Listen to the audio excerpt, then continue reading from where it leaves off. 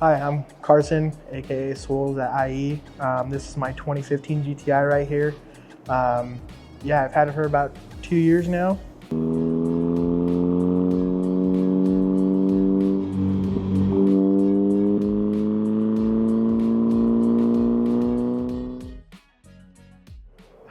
My car history is, yeah, I've not had a lot, but in the car scene I have had three major cars. But first I started off with the 78 Ford Bronco, and then I had a 2013 Honda Ruckus. From there I had a 92 Toyota Camry. And then after that's when I started getting into cars. I had a Fiat Abarth, one of the funnest cars you can drive. And then from there I started working at IE, and then I got into Volkswagens more, and then I got a 2012 Mark 6 GTI that I had for almost 2 years. And now I'm here with my 2015 GTI. My favorite car that I've ever owned, it's a good question. I would have to say my Mark 6 GTI. It was fun to drive. It was manual. Did a lot of work to it on my own, and that's where I learned to, start off like small mechanic wise and do some of my own stuff. For a living, I work over at Integrated Engineering as a CSR. I've been there for about almost 4 years now. Started there in the warehouse and worked my way up onto sales, just helping people out. There's a lot of big inspirations in the car scene. I mean, just from watching YouTube, like with my brothers and stuff, watching Cletus growing up, watching Boosted Boys, and then there's also the people that surround me in the car community. Big one growing up was for sure Ryan Best, Zane Butterfield, big in the Volkswagen scene, and there's a lot of people that follow that. So I got into cars. At first I really wasn't big into cars, and then I used to play sports and stuff, and then what got me into cars was my Honda Ruckus that I was driving everywhere in high school and going to a bunch of car shows, car events, and then from there finally getting into a car and getting into the car scene, and then just slowly moving up. If I could own any car, I would have to say, that's hard. There's, I would say two. Old school, I would for sure want a Mark III Harlequin, just like anybody else in the Volkswagen scene that wants to get their hands on one. Newest one would for sure be like a newer Audi RS6 Avant.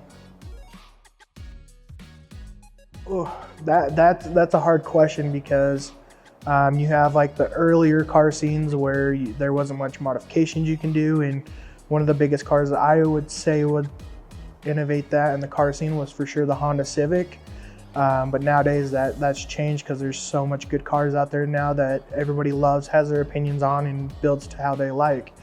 Just like me with my Mark 7 GTI, Volkswagens are becoming more popular. So yeah, there's a bunch. Subarus, Evos are a big one too. So I chose my Mark 7 GTI because before I was in a Mark 6 and I wanted to upgrade. I always wanted a R, but one of my coworkers was selling this.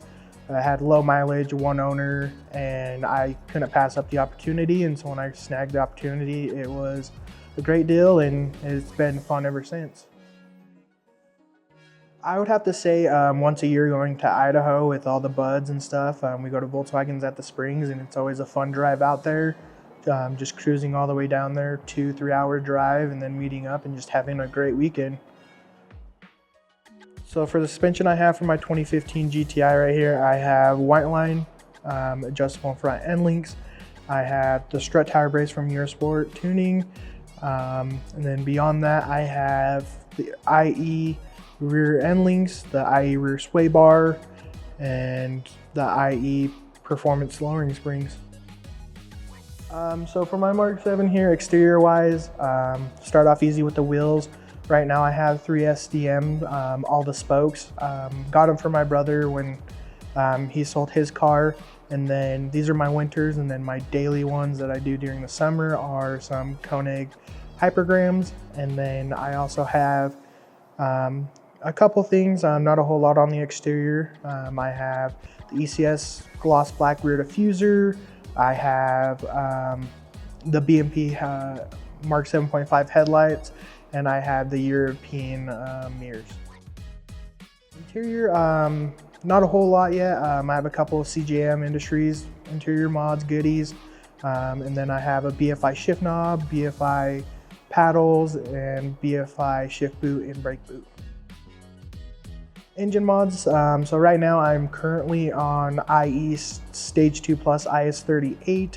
I had the IE downpipe, intercooler, I have running their TrueFlex as well, and then I have an IE intake, and that's about it for engine performance mods. Future plans, since I'm at where I want to be performance-wise, soon I'm gonna have more exterior stuff. I want to do a new wheel setup, front lip. I have a rear extension. Just need to put it on, and then just from there slow things. Interior wise, I have a steering wheel coming soon. I'm gonna do a stress bar. So if I were to build a dream car and what would it look like, that's hard. It depends on the car. Because like if I had my dream car, if I had a Mark III Harlequin, it would stay mostly stock, nice wheels, you know, just something classic. But if I were to do something bigger like the R6 Avant I said I'd want, it would just look clean, nice wheels, nice body parts, couple performance upgrades, just something simple, not something over the top and something that'll catch an OEM look. I think what makes a car fun to drive is the experience that you have with the car, and just if you love that car overall, the driving experience. One of the big things as well is the interior, because that's where you're going to be sitting in the whole time when you're driving it, and just being around the right group of people and driving with them and making it fun. My opinion on electric vehicles. I'm about 50-50. There are some out there that are really cool. You have the like the ID4 Buzz, you have the Rimac Concept 2, but then you have Teslas, which just drive me crazy. On the car tuning culture, working at IE, with my knowledge on this, there's two different things in the tuning world. There's custom tuning and off-the-shelf tuning. Off-the-shelf tuning is a safer way to go most of the times, and you can still have a lot of fun, which is what I always recommend. And then you have custom tuning, which there's people out there that are very smart, know what they're doing, and you can have way fun with that, and you can just go above beyond and do a lot of stuff with that. If I could eliminate one car trend, what would it be? I would have to say building Subarus. What's my opinion on big wing and chassis mounted spoilers? I feel like your normal street car, I mean, there's some out there that do deserve a wing if they look good. Just throwing a wing on a stock car is, I mean, I look at it more of it should only be required for aerodynamics if it comes on the car stock, like a GT3 RS, or if you're doing like a wide body Rocket Bunny, just anything of those kits, they can for sure look good on there. So my realistic dream car and unrealistic dream car, my realistic one would probably be a 2019 Golf R Spectrum series.